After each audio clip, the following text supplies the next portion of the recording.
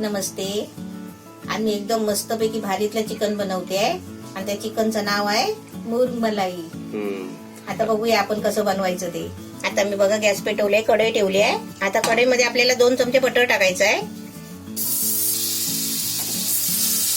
2 चमचे आपण बटर टाकलाय. आपलं बटर टाकलाय, त्याच्यामध्ये कांदा टाकते. 2 कांदे आहे आणि 2 कांदे मी चिरून घेतले. आता आपल्याला कांदा आहे ना या बटर मध्ये चांगला फ्राय करून घ्यायचा आहे. आपला कांदा थोडासा परतून घेतलाय. आता त्याच्यामध्ये मी 4 मिरची टाकते. ही 4 हिरवी मिरची घेते. छोटी आहे म्हणून 4 घेतली आहे, मोठी असेल तर तुम्ही 2 घ्या.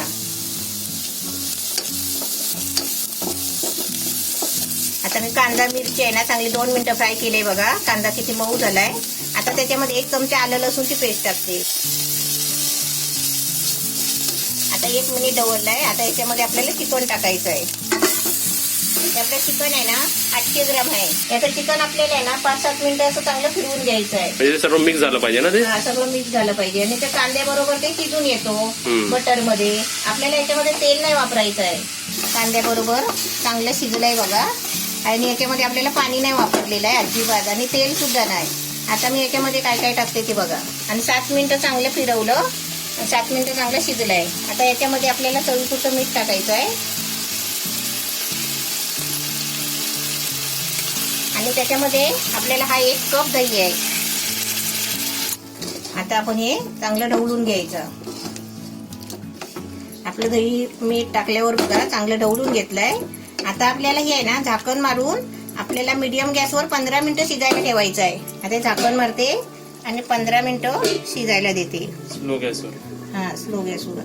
आता आपलं चिकन 15 मिनिटासाठी ठेवलेला होता बारीक गॅसवर. आता बघूया आपण 15 मिनिटांनी. अर्धा शिजलाय तो. हा अर्धा शिजलाय म्हणजे मस्त शिजलाय. आता ढवळते जरा. आता आपल्याला याच्यामध्ये आपले मसाले टाकायचे आहे. हा आपला गरम मसाला 1 चमचा. हा धना पावडर 1 चमचा. जिरा पावडर 1 चमचा. 1 चमचा काली मिरी पावडर. आता हे चांगलं ढवळून घ्यायचं. आता आपले मसाले टाकून झाले सगळे. आता त्याच्यामध्ये आहे ना मी थोडंसं पाणी टाकते कारण आपण चिकन पण आपलं चांगलं शिजलंय. आता थोडं पाणी टाकते बघा. आणि आपल्याला आहे ना फक्त 5 मिनिटं मी झाकण मारून ठेवते. आणि गॅस आहे ना फुल ठेवलाय. आपली 4 मिनिटं झाली आहेत बघा. मी 4 मिनिटासाठी झाकण मारलेला. आता मी तुम्हाला एकदा ढवळून दाखवते. आता आपल्या चिकन मध्ये आहे ना स्पेशल काय टाकायचं. Amul fresh cream. हा ही क्रीम आहे. 150 ml टाका. 150 ml म्हणजे अर्धी. ती 250 ml आहे ती. म्हणजे अर्धी टाकायची अर्धी ना. टाका तुम्ही. तुम्ही काय 1 किलोला पूर्ण पण टाकू शकता. पूर्ण पण टाकू शकता. आता ह्याच्यावरती मी कोथिंबीर टाकते आणि आपलं चांगलं ढवळून घेते.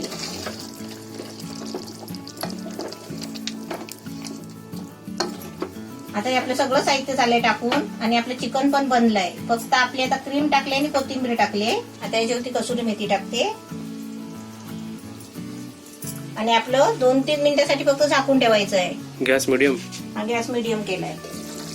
आपलं एकदम स्पेशल चिकन एकदम मस्त छान झालं आहे. त्याच्यामध्ये ग्रेव्ही पण झाली आहे. बिना तेलाचं आहे चिकन आणि स्पेशल आहे. पप्पू नाव काय सांग. मुर्ग मलाई. मुर्ग मलाई. सुगंध सुटला इकडे. हा गॅस बंद केला. आता तुम्हाला काढून देते. लगेच गरम गरम खायची सुरुवात करा.